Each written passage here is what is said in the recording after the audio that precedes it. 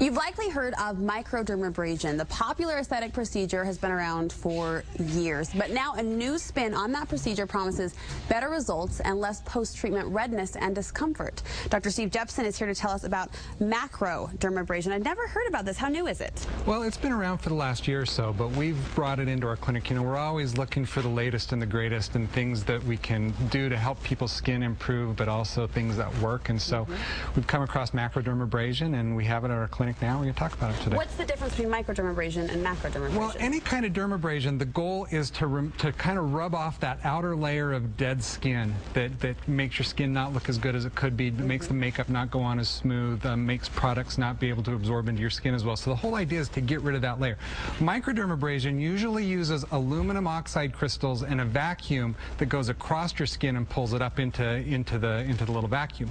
Macrodermabrasion differs three different ways. First of all, instead of using the aluminum oxide crystals, it uses natural sea salt, which is one reason that we really like it, because we try to be very green at our office. All of our skincare products don't have fillers and things like that.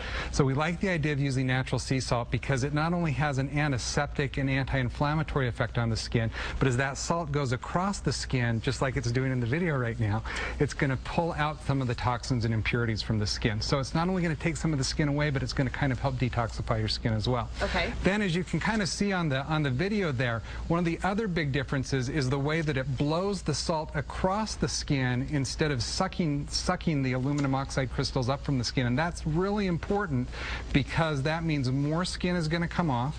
So I like to equate a macrodermabrasion with about 3 microdermabrasions. 1 macrodermabrasion equal to 3 microdermabrasions. Oh, wow, so more bang for your buck. So more bang for your buck, but even with the more bang, because of the way that the system's designed, it's going to be far less irritating.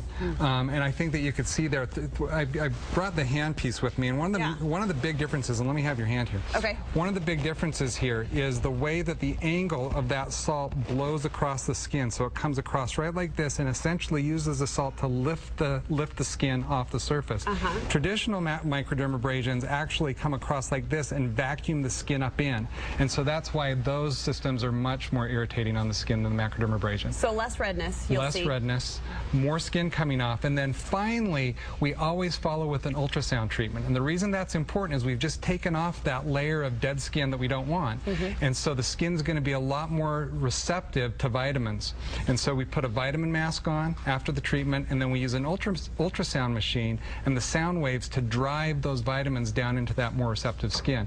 And so consequently, we're not only getting rid of the dead layer, but we're adding a bunch of vitamins into the skin as well, and the end result is soft, supple, brighter, beautiful skin.